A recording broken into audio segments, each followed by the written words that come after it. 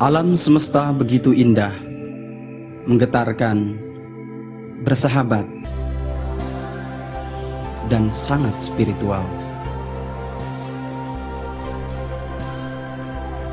Namun sangat disayangkan, buku pelajaran membuatnya terasa asing dan hampa. Ia tidak mampu menggugah spiritualitas, kesadaran, dan rasa ingin tahu siswa.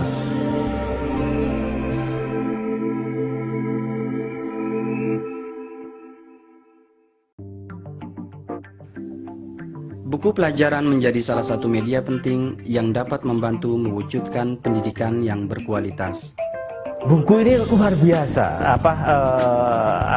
pengaruhnya ya, terutama terhadap peradaban, dan pendidikan itu kan hanya satu bagian dari peradaban ya. Kita lihat bahwa buku merupakan suatu jendela ilmu. Di Indonesia, ketika lebih banyak guru yang tidak memenuhi standar kualifikasi, maka peran buku dalam membantu guru menjelaskan materi pelajaran menjadi sangat penting. Buku itu salah satu faktor penting. Saya kira tanpa buku jangan haraplah. Buku tadi adalah identik dengan sarana utama untuk ke arah kemajuan. Namun disinilah persoalannya. Kalau kita perhatikan kebanyakan buku-buku pelajarannya di pasaran tadi itu kering, dalam arti penyajian tadi informasi saja. Sampai saat ini, cukup sulit mendapatkan buku pelajaran yang benar-benar mampu membantu guru mengajarkan suatu ilmu dan sekaligus memudahkan siswa memahami materi yang mereka pelajari. Buku yang mencerdaskan itu sebenarnya tidak menggurui, yang mengajak siswa berpikir, yang menarik, sehingga mengundang rasa ingin tahu dari para siswa. Dan tentunya buku yang tidak monoton. Buku yang mencerdaskan itu adalah buku yang menyentuh hampir seluruh kecerdasan. Buku pelajaran itu dibaca oleh jutaan siswa di Indonesia. Paling tidak terpaksa dibaca. Kesulitan akan lebih terasa ketika sebuah buku pelajaran diharapkan berfungsi ganda, yaitu mampu sebagai buku pelajaran itu sendiri dan mampu menanamkan nilai moralitas dan spiritualitas secara bersamaan. Ya, dia pertama harus informatif, tapi kemudian juga educational, ya, dalam arti bahwa dia kemudian tidak hanya memberi masukan, tidak hanya mentransfer ilmu, tetapi juga bisa mengubah tingkah laku dan kemudian akhlak. Karena itulah, pada tahun 2007 yang lalu, Departemen Agama melalui program penguatan sains dan teknologi, Direktorat Jenderal Pendidikan Islam menyelenggarakan lomba terbuka penulisan buku pelajaran MIPA. Perlombaan dimaksudkan untuk merangsang kreativitas penulis dalam menghadirkan buku pelajaran yang mampu mengembangkan seluruh potensi anak didik, dari kecerdasan intelektual, emosional, dan spiritual. Ini merupakan langkah awal. Kalau tidak dimulai, kapan lagi gitu kita akan mendapatkan buku-buku yang baik. Hasilnya, kini telah hadir buku-buku yang cukup memberikan warna, mendobrak pendekatan konvensional, dan mungkin dapat digolongkan sebagai buku pelajaran yang mencerdaskan.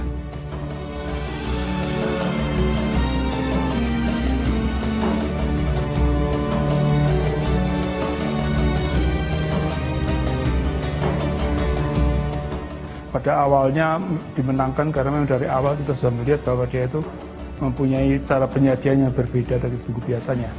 Itu yang dari awal sudah kita lihat. Kalau tidak memang ya seperti buku biasa aja. Itu buku yang biasa itu banyak di pasaran. Kalau khusus untuk buku-buku ini, itu jelas punya suatu warna tersendiri, yaitu sangat erat hubungannya dengan agama. Selain itu juga banyak hal-hal lain, misalnya sangat memperhatikan keindahan ya, dari segi layout mungkin bisa dilihat itu tidak konvensional ya, sangat menarik. Kemudian dari cara penyampaian dan informasi yang dikandungnya itu sangat kaya dengan informasi-informasi yang lain. Ini sangat berbeda ya, sangat memberikan warna baru. Meski sekali lagi karena baru pertama kali belum sepenuhnya sempurna. Yang paling menonjol adalah kemampuannya untuk bisa dimengerti dengan lebih baik, ya, dengan ilustrasi-ilustrasi yang luar biasa, dengan gambar-gambar yang diberikan, itu tidak memberikan kesan yang monoton.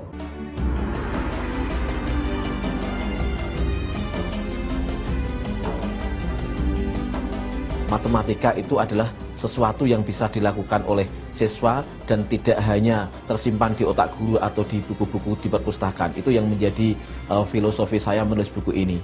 Sehingga buku yang saya tulis ini, di sana banyak hal di mana siswa itu bisa melakukan kreativitasnya. Yang membedakan buku saya dengan buku yang ada selama ini adalah ada 3 aspek sebetulnya. Pertama dari yang mendasar sekali adalah tujuan dan peta konsep. Jadi ada beberapa hal seperti misalnya aspek ketauhidan yang dimasukkan ke dalam peta konsep dan tujuan. Aspek kedua yang membuat ini berbeda adalah aspek bahasa yang menggugah. Kemudian yang ketiga yang membedakan adalah adanya penelusuran sejarah terhadap penemuan-penemuan ilmuwan muslim di masa lalu. Dan ini sangat penting untuk diketahui oleh siswa-siswa.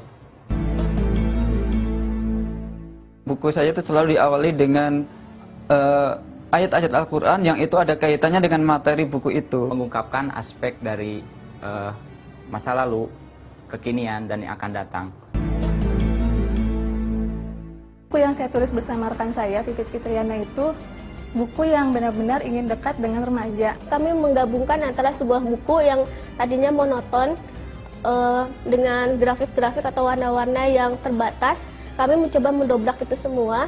Jadi kami mencoba memasukkan konsep majalah yang begitu mengalir, begitu fleksibel, begitu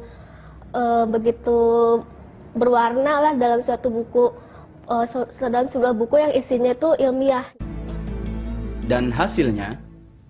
Nah, maka buku yang ada di hadapan Anda ini sebenarnya buku yang mencoba merambah ke wilayah-wilayah yang selama ini tidak pernah disentuh.